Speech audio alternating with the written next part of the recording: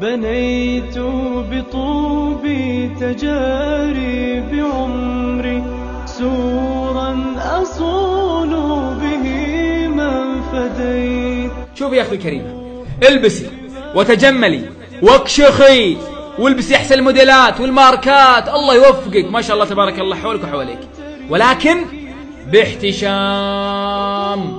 بعض الأخوات لما نقول باحتشام تحسب أن الاحتشام بس عند الرجل الأجنبي، لا، احتشام في كل مكان وفي كل زمان وأمام أي أحد إلا الزوج. احتشمي يا أختي الكريمة، الله بالاحتشام في أمر اللباس، لأن بعض الأخوات تحسب بس الاحتشام قدام الأجانب بس، لكن عند الأهل عادي، عند النساء عادي، عند إخوانها عادي. لا يا أخوات الكريم، مو بصحيح. الاحتشام يا أختي الكريمة في اللباس أمام الجميع، أمام الجميع أحتشم في اللباس، إلا أمام الزوج فقط، وإلا الباقي أحتشم يا أخوات الكريمات. يجب الاحتشام، يعني البسي وتجملي واكشخي والبسي أحسن الماركات والموديلات، ولكن باحتشام يا أختي الكريمة. يعني كما قال عليه الصلاة والسلام، اسمعي الحديث: صنفان من أهل النار لم أرهما، نساء كاسيات عاريات. ثم قال في آخر الحديث: لا يدخلن الجنة ولا يجدن ريحها. أعوذ بالله، في النار، ثم قال لا يدخلن الجنة ولا يجدن ريحها. أعوذ بالله. عشان لباس، عشان قطعة خلق، عشان لباس كم سنتي في سنتي. ما شاء الله لباسك زين، ما شاء الله، وش اللباس العاري، أوه أنت ما شاء الله ستريتش، أوه أحلى، أدخل النار؟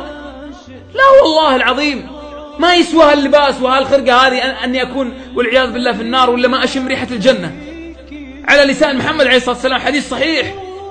طيب ايش معنى كاسيات عاريات؟ عشان أريحكم، كاسيات عاريات يعني لباس عاري أو لباس شفاف أو لباس ضيق جدا جدا، أعوذ بالله، ما عاد إلا بينشق يفصل جسمها، أو قصير.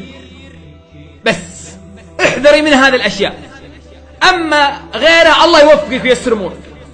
اكشخي والبسي وتجملي والبسي اللي تبين، ولكن باحتشام. باحتشام يا أختي الكريمة، باحتشام يا أختي الكريمة. والله يا أخواتي الكريمات أقولها بكل أمانة، بعض الأخوات تتساهل حتى باللبس عند الأهل وعند الأخوان. يعني أنا معليش تأتيني سوالف تحرش، بقولها بكل أمانة معليش وأكون معكم صريح، تأتيني سوالف تحرش، شاب يتحرش في أخته، والله العظيم أتكلم بأمانة، خال يتحرش في بنت أخته، عم يتحرش في بنت أخوه، أقسم بالله العظيم تأتيني اتصالات ورسائل والله العظيم، وبعضها يصل والعياذ بالله إلى زنا المحارم. أقولها بكل أمانة من باب التذكير. والسبب إيش؟ تعرفون إيش السبب؟ السبب يدقون عليه، تعرفون إيش يقولون؟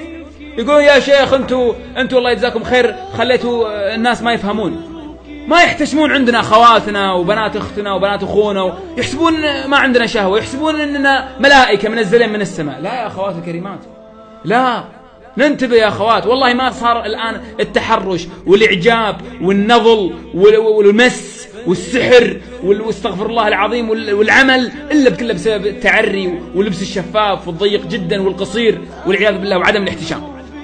فالله بالاحتشام يا أخي الكريمة أمام الجميع، أمام الجميع إلا الزوج.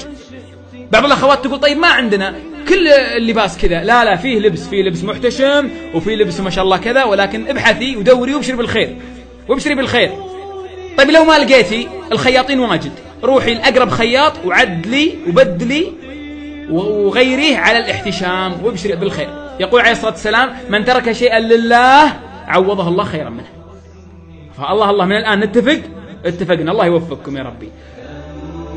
أنا من أساس اشتكيت